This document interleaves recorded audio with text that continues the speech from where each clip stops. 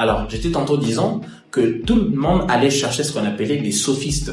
Des sophistes qui savaient comment manier l'art de la parole pour défendre leurs intérêts fonciers, leurs biens immobiliers. Il y avait Protagoras, Corax et Tisias, ainsi de suite. Alors, ces gens-là, comme ils se défendaient très bien devant les tribunaux, ils gagnaient de marché et des audiences. Ce qui faisait que chacun voyait qu'il récupérait ses biens perdus.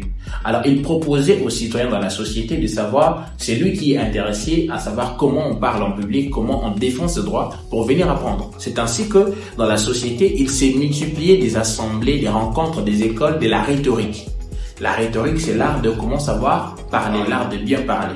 Alors, les citoyens venaient apprendre ces gens pour savoir comment faire. Mais ces gens, leur intention, c'était quoi? C'était de manipuler les gens. C'est ainsi que Gorgias, pour lui, il pensait que l'art de persuader n'est pas l'art de dire vrai, mais plutôt l'art de manipuler. C'est plutôt l'art de faire croire quelqu'un ce que moi je veux.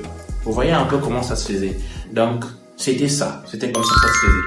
Alors ça, c'est très important que vous le compreniez, que l'art oratoire, c'est l'art de la conviction. Savoir comment parler. Celui qui sait comment parler, il sait comment avoir ce qu'il veut. Celui qui parle peut avoir. Ok?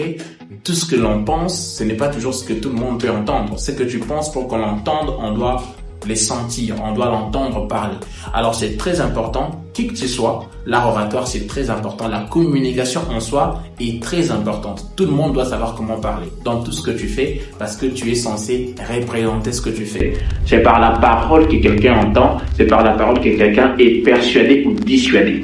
Ça, c'est très important. Ainsi, les écoles se formaient du jour au lendemain et les gens apprenaient la rhétorique, l'art oratoire que nous appelons aujourd'hui et que nous apprenons aujourd'hui. Ça, c'est très important. C'est bon?